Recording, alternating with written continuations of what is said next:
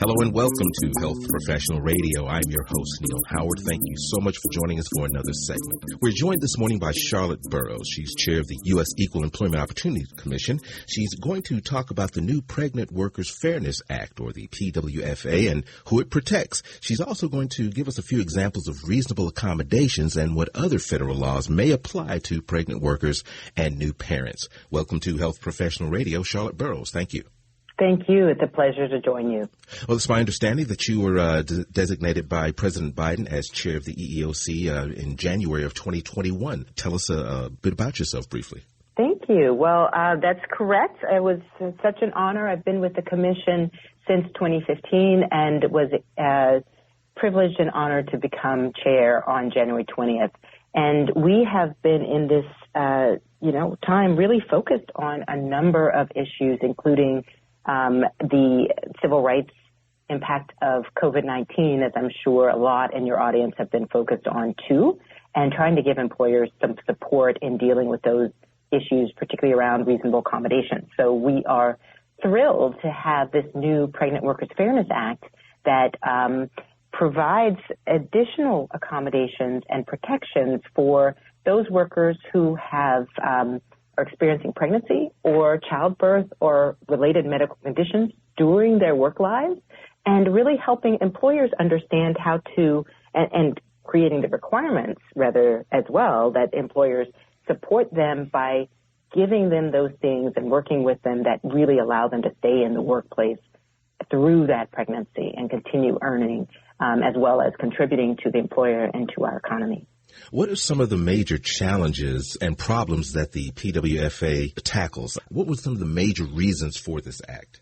Absolutely. And Congress recognized, and really, if you were to have the time to take a look at the vote on a broad bipartisan basis with a lot of public support, that it's really important to us as a society to make sure that people can stay in the workplace if they're able to do the job, and that just working with them a little bit can make that possible. So the concrete things that were inspiring Congress to say we needed to make it clear that you have to work with pregnant workers are things like people needing a break during the workday, maybe just to go to the restroom more often because they were pregnant, or maybe they experienced morning sickness and needed a break.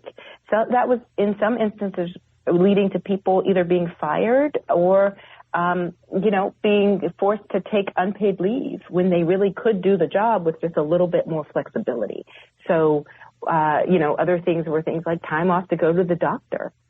We all know that that's necessary to ensure that there's a healthy pregnancy, but sometimes that we were seeing, and Congress was seeing, too much inflexibility in certain workplaces, so that, really good workers who could contribute and had, a lot of earning potential would suddenly find themselves without income because they were forced onto unpaid leave, simply because they needed to go to the doctor to make sure they had a healthy pregnancy. So that's really at the heart, the kinds of things that were, that the bill is addressing. And there's, so when I talk about reasonable accommodations, which is what the statute requires for those situations where there's a covered employee. So by that, under the Pregnant Workers Fairness Act, it only covers those employers that have 15 or more employees, but that counts for not just the private sector, but federal government, as well as state and local governments if they have 15 or more employees, pretty much covered. But just to, work with the employee is really what it means when it says a reasonable accommodation, unless it would impose what's called an undue hardship to the employer. So unreasonable expense or difficulty. When you say undue hardship to the employer, that covers a lot of ground. What historically has been the pushback? What was the pushback from industry that was, went against common sense?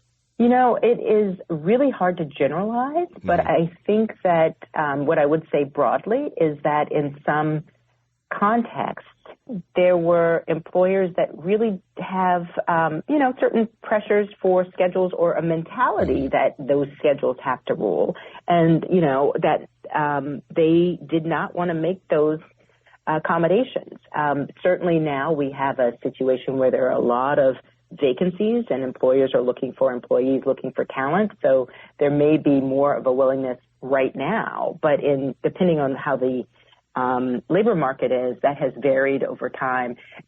Sometimes we see that there are employers that simply don't understand or don't believe that pregnant workers can continue to be really excellent workers, even on light duty, or, the sky will not fall if they have to take off work and go to the doctor. So I would say it's a variety of things. I don't know that I can generalize too much about any, but there are, I think, in particular, those low-wage workers have been hit with this the most, and those workers that have really shift work, where there are lots of scheduling issues that we've seen, lack of flexibility with unwillingness to sort of work with the employee about what their schedule would be.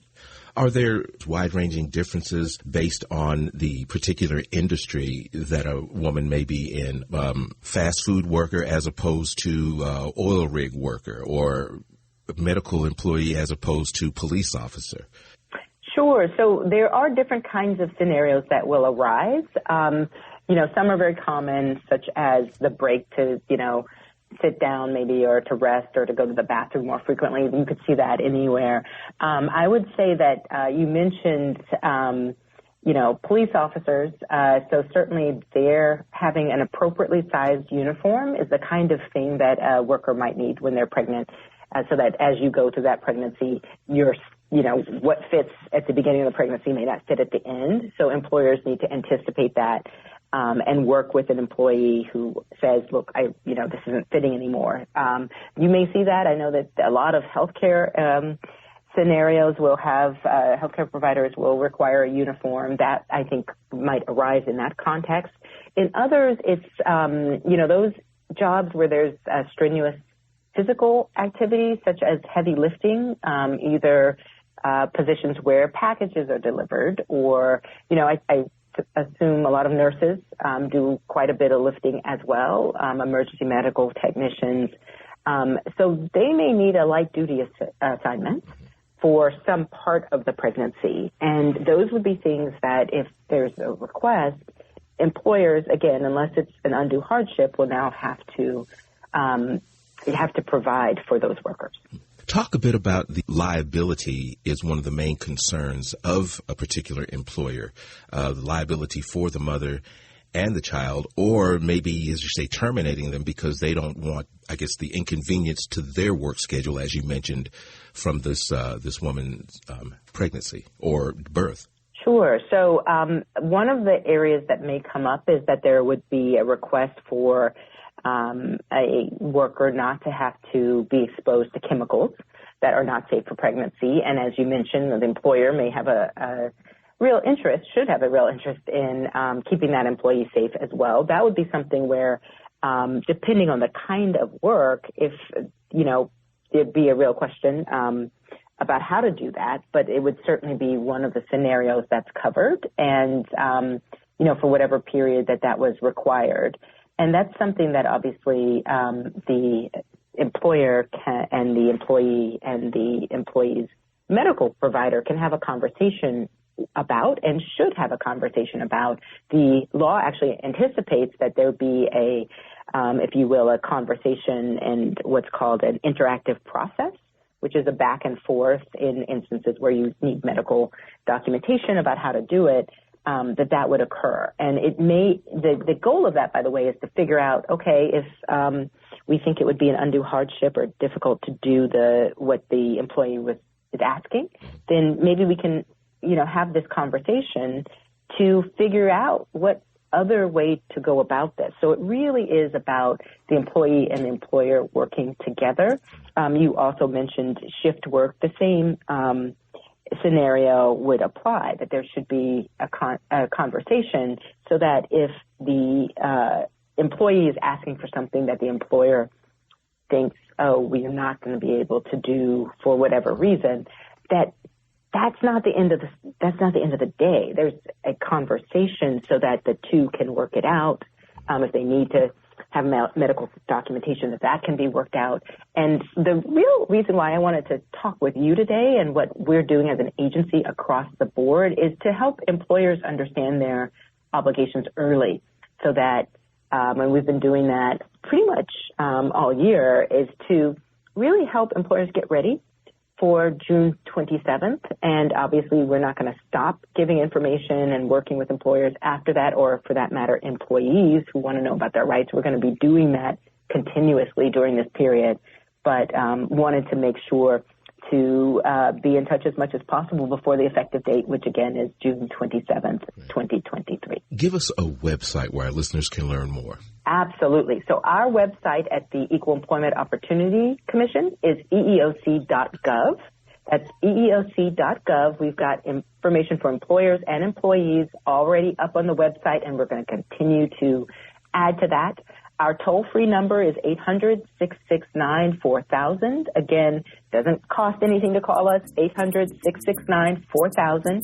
And your listeners can also follow our social media page, which is at USEEOC. That's, again, at USEEOC. Charlotte, I appreciate your time this morning. Thank you so much for joining us here on Health Professional Radio. Hopefully you will return. It's been my pleasure. Thank you. You've been listening to Health Professional Radio. I'm your host, Neil Howard, in conversation with Charlotte Burrows. Audio copies of this program are available at hpr.fm and healthprofessionalradio.com.au. And be sure and subscribe to our YouTube channel at youtube.com/Health Professional Radio.